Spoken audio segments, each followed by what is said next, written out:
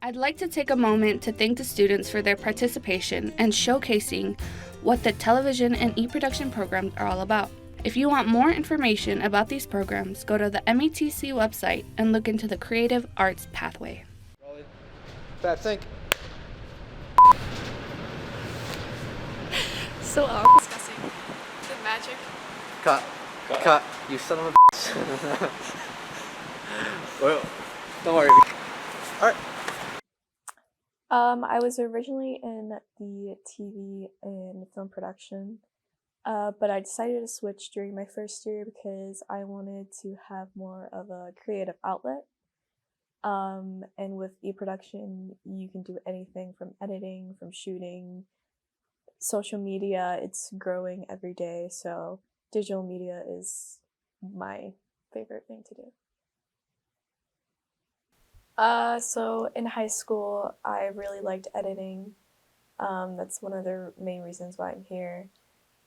My editing has definitely gotten better. My shooting, my pre-production, my producing, mostly everything's improved. It's improving every day and I'm learning something new every day.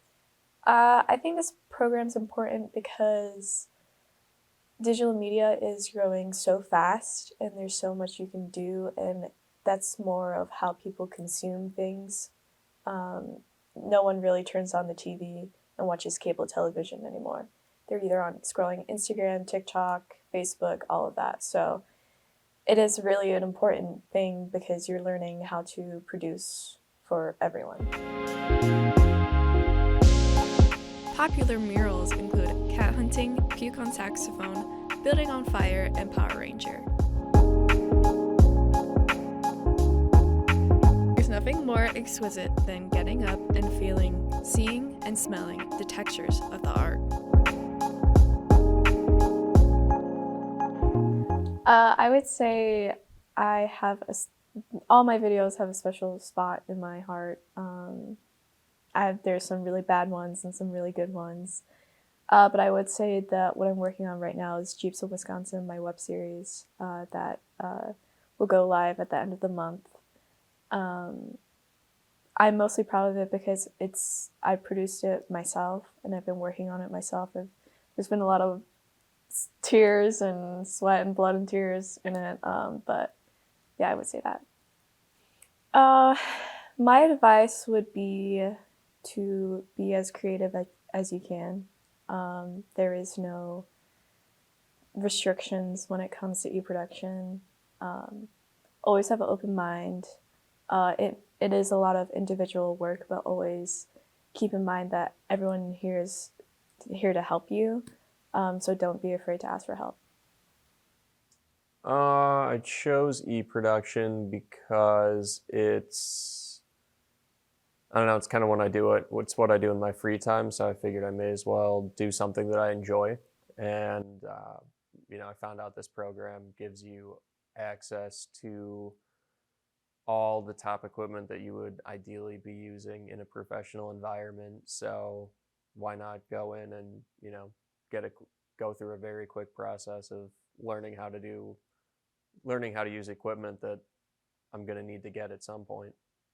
This program has helped me a lot. I came in with, my only background in video was watching it and, telling what's good and bad. I guess the ultimate thing is this program has taught me how to articulate what is good and bad in a video, why I break down why I don't like it, and then, apply what I've learned to making videos that I would, want to watch. And then, even if it's not something that someone's necessarily interested in, the video is something that a person will watch. And it's definitely gone up, I would say, whether it's precision in editing or shooting. I would say the thing that has probably improved the most is just the speed of being able to get everything done, whether it's editing, primarily shooting. I've definitely been able to improve time on set, it just understanding what needs to be done and how to get it done is the main goal. You know, I'm not the right person to ask about how the final product looks. I, you know, tend to be too critical of myself to do that. But yeah, I mean, I would say I've definitely improved there as well. I just, you know, try not to watch it. It's important because it provides a viable, like, very quick, very applied way to teach a profession that most people don't really think about, or at least don't know how they would get started in. It provides a very accessible I don't even want to say professional, but accelerated training to get into the professional world of like digital videography and also TV on the other side of things in the school.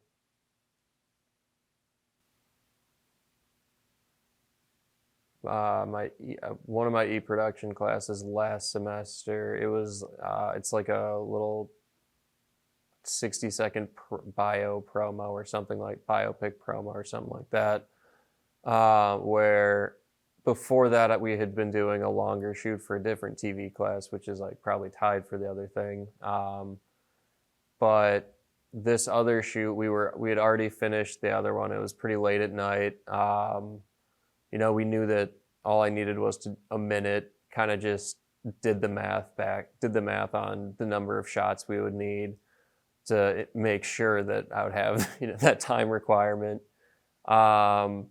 On top of that, there were some issues with the microphones I was using, so I was able to just use like my, you know, think outside the box, use an iPhone, get pretty good audio for that stuff, and then just get everything shot in, you know, 30 or so seconds, or excuse me, 30 or so minutes. Yeah, and then the video itself turned out pretty funny, so it was a good one. I enjoyed it. I'm training to reclaim my ping pong title.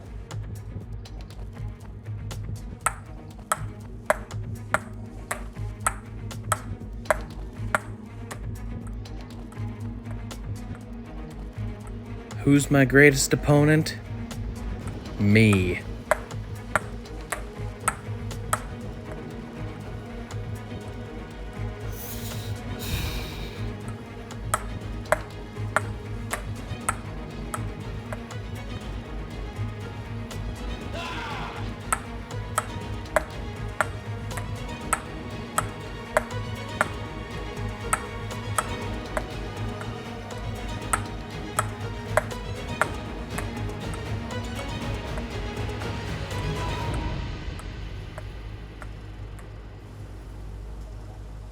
My name is Todd Balls. It's time consuming. I wouldn't necessarily I'm 28. I have a degree already. I've been in and out of the workforce. Like, this is, at least to me, this doesn't feel like work. It takes a ton of time. It's, you know, difficult. It's not always easy, but if this is something that you enjoy doing and see as fun, then yeah, absolutely do it. Like, this is barely school, so yeah, absolutely just apply it and get into it. Danny talks about joining because video production was his first love, while Nolan wants to become a director and his skills shine within his television project. I kind of wanted to go for TV and ePro at the same time, but they said I have to do TV, and because people work too much, people sometimes get too busy to stress, and they just want to find something to be entertained with. They try to look for things that make them be distracted from the real world just for a minute of it, and the TV program is for it. Well, TV and eProd are for it. We create new content, new feelings for the audience, for the viewers, so they can forget about work, forget about like the things that might worry them, and just for a minute they just can sit and enjoy their content that they would like to watch. Yeah, the piece that I'm more proud of, as in a group, will be the TV news for MATC that I did with Carlos and Alia. It was good overall. Like we were like just learning new equipment, how to build those type of content, and by myself, it was the B-roll that I did for 105. It was a cool story that I did without anybody talking in it. It was just self-explanatory. Even though I was a struggle with the camera, I'm proud of it. I'm always looking to make things that we'll be proud of and I will watch someday.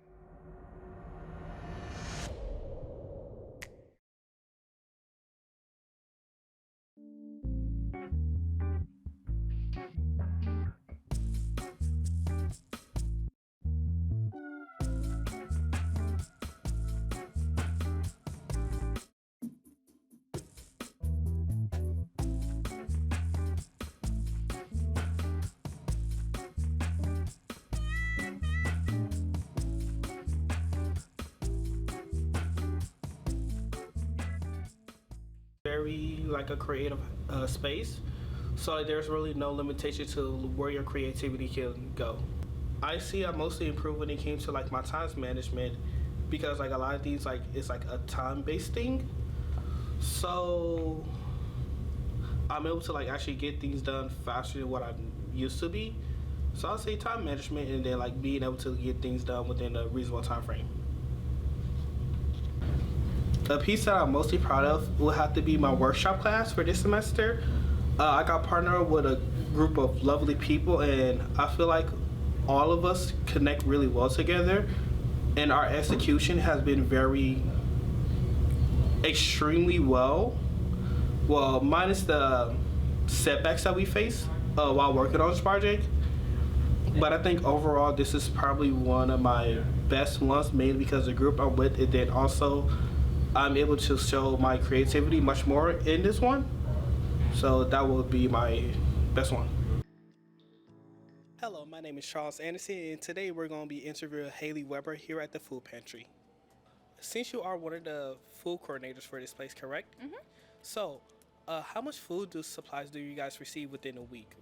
That's a really good question. So our partner is Feeding America, southeastern Wisconsin, and we are allowed to order from them twice a week, and we can get as many pounds of food as we want, but we have to order at least 500 pounds of food every order to get it delivered. Since we're considered a small food pantry, we do have limits on like the items that we can get, but in general the amount of food is pretty open, so we can get pallets and pallets and pallets of food, but the options are based on what Feeding America has in inventory. So it's at least 500 pounds every order, with various different foods. So is the food pantry only open to students, or anybody that's like an outsider can come in here as well? So that's a really interesting question. Our food pantry is designed to serve MATC students. However, we are a collaboration of community organizations in the Student Resource Center, so we do end up serving community members as well. While we want to make sure that most of our food goes directly to MATC students so that you guys can all be successful on campus, we won't turn anyone away. So we are open at the downtown location Tuesdays, Wednesdays, and Thursdays. Tuesdays we're open 10 to 4, and Wednesdays and Thursdays we're open 10 to 6 because we want to be able to accommodate some of those students that go to night classes.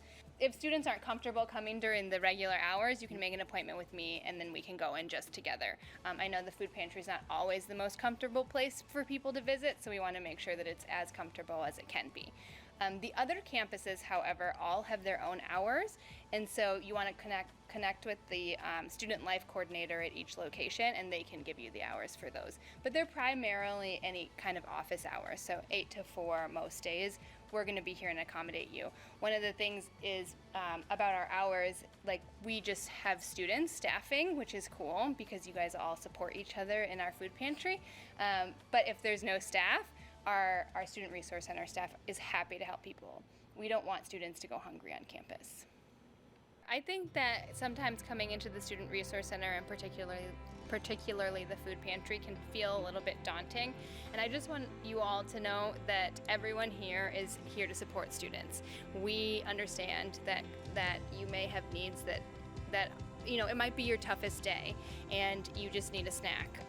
Please come in and speak with us. If you're hungry, just come. Just come and visit us, and we're not going to let you go home with not a full stomach.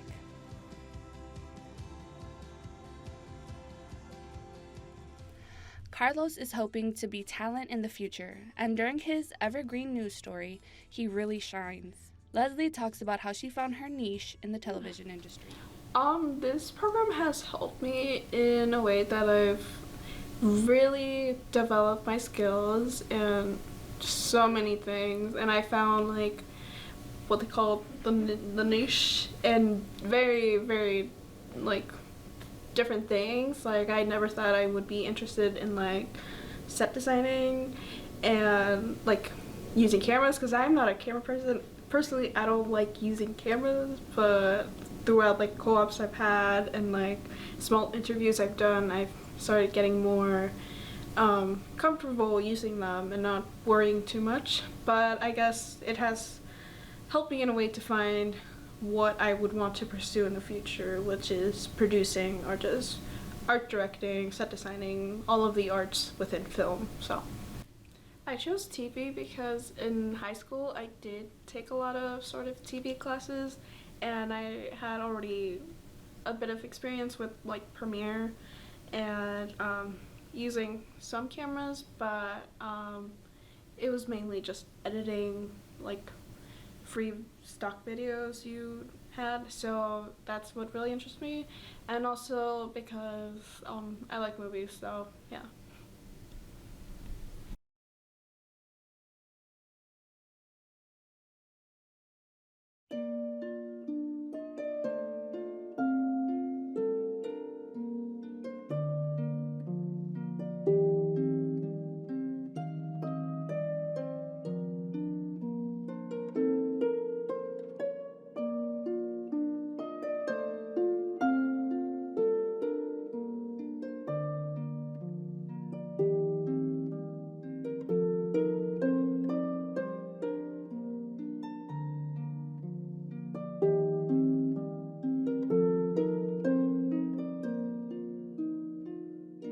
I decided to do TV and eProd because after taking just TV and a few classes there, and then also with the classes of TV, you have to take eProd classes. And so I got interested in eProd and the digital media of it all. With TV, you have it just live there. The content just live there. So like with eProd, you have it, there's more to it. So a lot of it like intertwined. So I just wanted to like do them both. I've definitely improved over like, just say the last year immensely. Like gotten like a lot of hands-on experience with things. Collaborating with others too is improved well. I used to just like be more alone, but now like once I was forced to work with others, I learned to work with them well and come up with projects that turn out really great. My shooting skills have gotten a lot better too. Yeah, just overall I've improved immensely and know what it takes to get a good shot and the patience and the production that's needed. Yeah, just more awareness of what's needed than before, which is a lot of like ignorance and just like, meh, I can do it. But now it's just like, okay, I can do it because I did this, this, and this. You're gonna fail a lot, and it's fine, because that means you're learning. If you're failing and still making the same mistakes, then yeah, this isn't for you. But if you're failing and then learning from those failures, then you're improving and you're gonna see improving yourself and more confidence in what you're doing. And another piece of advice is communication. You know, the better you are at communicating, the better producer you're gonna be, and the better someone's gonna understand the vision you have for a project, and they're more likely to be willing to help you. While Uli's focus is more on videography and directing, Matt gives us a different perspective on why he's in the program. Have you ever looked at all the tanks you have in War Thunder and thought, something's missing? I have this one, I have this one. I already had experience with eProduction. I have my own YouTube channel. I like shooting videos, being creative that way. So I decided that instead of going into film or TV, I wanted to have a little bit more social media influence on my creative content. So I went with eProduction.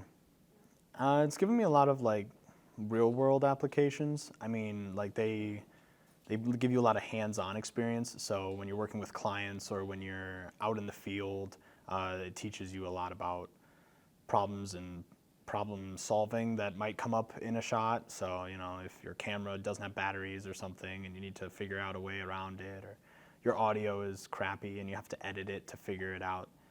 So a lot of real world applications, which is good. I feel like it's helped with a lot of my own content too, just getting a lot of experience. I usually don't have a lot of like graphics or editing or anything like that, but we've done almost all the editing softwares and all the graphic kind of builds and animation for all that. So a lot of stuff that I didn't have any idea with, I learned from that, so that was good. I feel like the future is all like going to be media, and some things are phasing out, like newspapers and radio are still very prominent, but they're is not the main subject of media nowadays. So a lot of companies and a lot of big brand names want social media and content online to kind of expand their brand and stuff. So future-wise, it's very important to know what we're doing and know how to, know how to control and be professionals in that area, I guess. So, I mean, if you really are into like video and digital media, if you find yourself on, social media like Instagram or YouTube a lot, then this would be a great fit. You can get experience in video editing, graphic design, field, television, all sorts of content and all sorts of different mediums. If you are interested in just that general stuff, then that would be where you want to fit in here for sure. You would fit in here for sure. I'd like to take a moment to thank the students for their participation and showcasing what the television and e-production programs are all about. If you want more information about these programs, go to the MATC website and look into the Creative Arts Pathway.